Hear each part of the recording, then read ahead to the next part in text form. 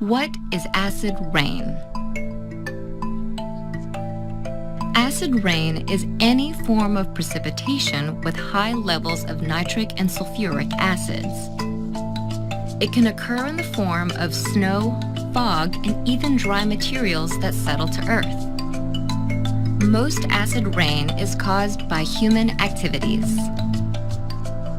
When people burn fossil fuels, sulfur dioxide and nitrogen oxides are released into the atmosphere. These gases react with water, oxygen, and other substances to form sulfuric and nitric acid. Winds may spread these acidic solutions over hundreds of miles. After it falls to Earth, acid rain enters water systems as runoff and sinks into the ground. This can make water toxic to crayfish, clams, fish, and other aquatic animals. The rest of the food chain, including non-aquatic species such as birds, is often affected as well.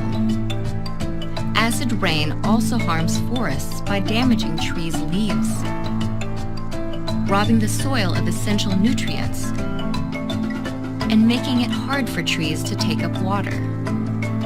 By designing cleaner power plants and using fewer fossil fuels, we can reduce the number of pollutants that create acid rain.